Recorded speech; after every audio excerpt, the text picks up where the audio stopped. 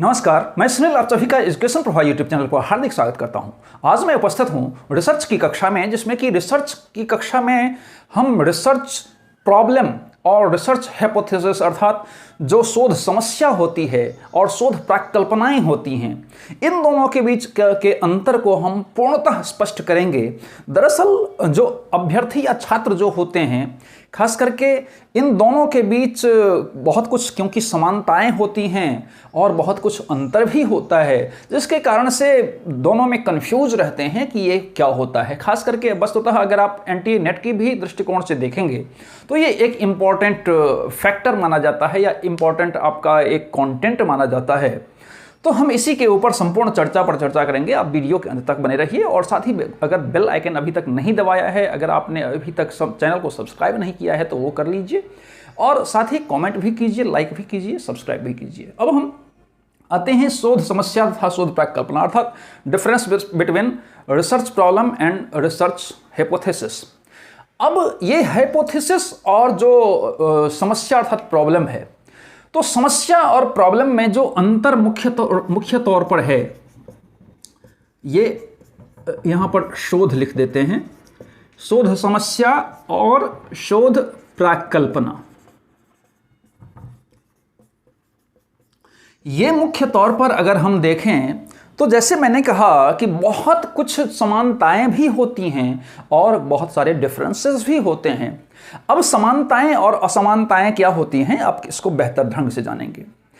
खास करके थोड़ा सा उसके पहले हम देखें तो अगर शोध समस्या और शोध परिकल्पना, अगर शोध की बात करेंगे तो मुख्य तौर पर शोध जो होते हैं वो उसमें मुख्य तौर पर 6 उसके जो स्तर माने गए हैं, जैसे कि प्रॉब्लम होता है, हाइपोथेसिस होता है, डिज़ाइन होता है, एनालिसिस होता है, फिर आपका जो सामान्यीकरण होता है, जनरलाइजेशन होता है, ये सारी चीज़ें इसमें होती हैं, कंक्लूजन होता है।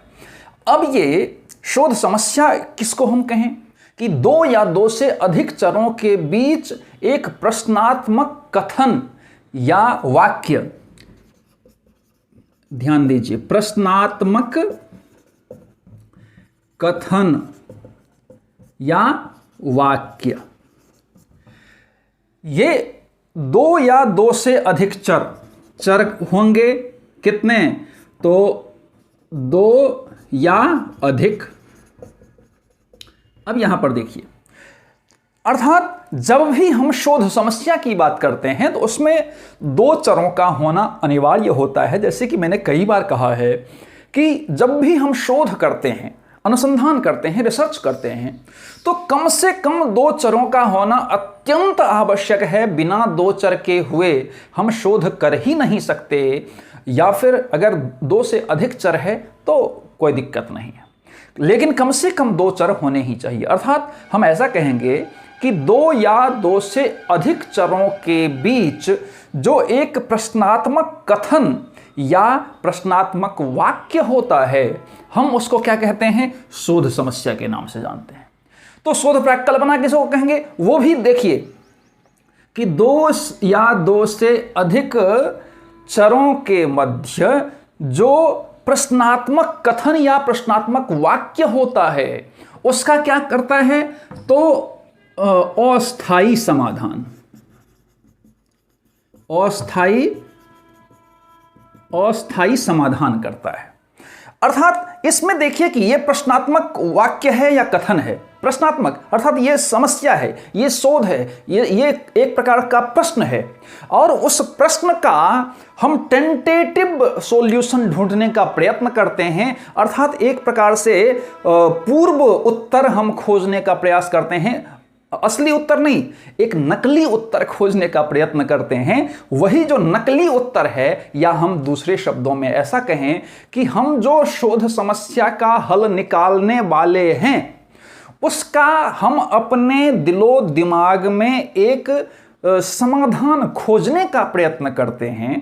उस जो शोध समस्या का प्रयत्न करते हैं, अब वो उत्तर हो भी सकता है भविष्य में और नहीं भी हो सकता है उसमें, क्योंकि वो क्या होता है कि क्योंकि हम टेंटेटिव अर्थात अस्थायी समाधान, अब हम उस पर जाएंगे, उस पर काम करेंगे, लेकिन वो पुख्ता है अथवा नहीं ये तो हमने बनाया ना।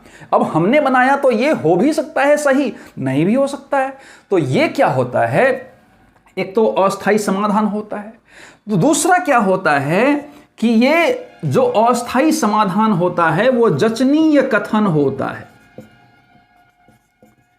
ये क्या होता है, ये जो अस्थायी समाधान होता है वो हमेशा जचनीय होता है, अर्थात टेस्टेबल होता है। तो जब टेस्टेबल होता है, ये आपका टेस्टेबल नहीं होता है, जो शोध समस्या है वो आपका टेस्टेबल नहीं होता है, क्योंकि अगर हम टेस्टेबल की अगर बात करेंगे तो टेस्टेबल ये भी होता है, एक प्रकार से शोध समस्या भी टेस्टेबल होता है अर्थात जचनीय होता है, लेकिन कब होता है, ये अनुभविक शोध में होता है, जिसको कि हम इंपीरिकल रिसर्च के नाम से जानते हैं। अगर अनुभविक शोध की हम बात करें तो अनुभविक शोध में हम इस प्रश्नात्मक कथन का हम उत्तर खोजने का प्रयास करते हैं, वो जचनीय होता है। लेकिन नॉर्मल अगर हम देखें तो प्राकल्पना का जो हम अस्थायी समाधान अर्थात इसी का दो या दो से अधिक चरों के बीच का जो प्रश्नात्मक कथन या वाक्य है, उसका जब हम अस्थायी समाधान खोजने का प्रयत्न करते हैं उसको हम प्राकल्पना कहते हैं। और वो अस्थायी समाधान कैसा होता है, वो जचनीय कथन कैसा होता है, तो जचनीय कथन हम इसको कहेंगे। तो जचनीय कथन कैसा होता है, तो वो कैसा होता है, तो ये हमेशा अस्थायी समाधान वो जचनीय होता है, वो टेस्टेबल होता है। अब हम जो भी हमारा है, अब मान लीजिए कि पुनर्बलन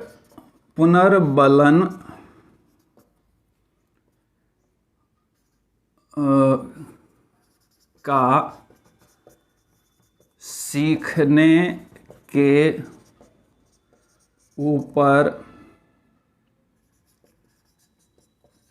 प्रभाव। अब पुनर्बलन का सीखने के ऊपर क्या प्रभाव पड़ता है, ये एक प्रकार का क्या है, ये हमारी समस्या है, ये समस्या है अर्थात प्रश्नात्मक कथन है।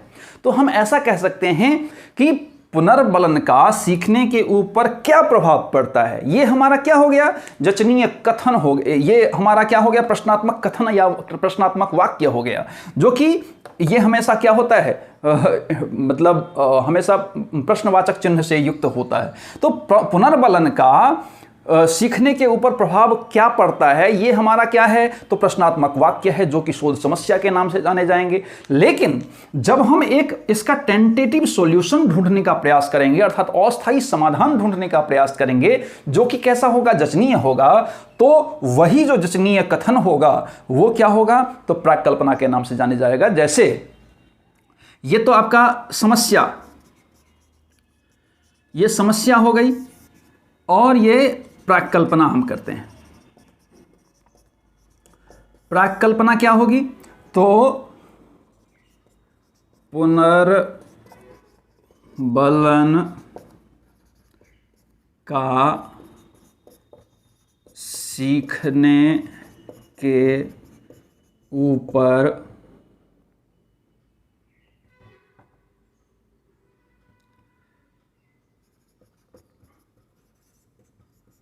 अच्छा प्रभाव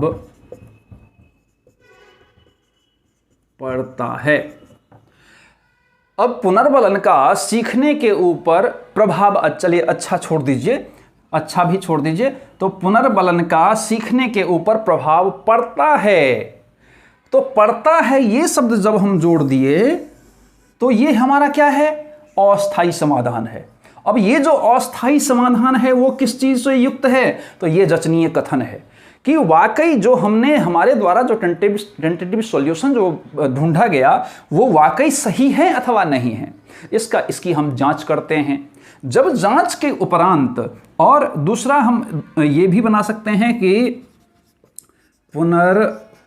पुनर्बलन का सीखने के ऊपर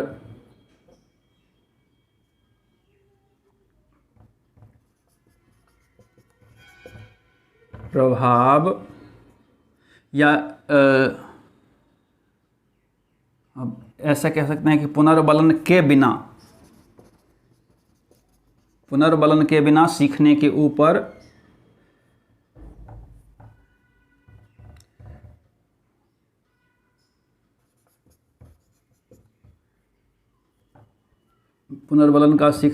प्रभाव नहीं पड़ता है। या फिर हम इसको दूसरे भी शब्दों में कह सकते हैं कि पुनर्बलन के बिना सीखने की गति धीमी हो जाती है। पुनर्बलन के बिना सीखने की गति धीमी पड़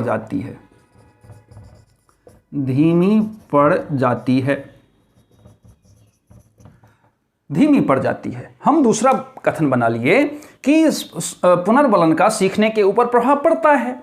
दूसरा हम बना लिए कि पुनर्बलन के बिना सीखने की गति धीमी पड़ जाती है।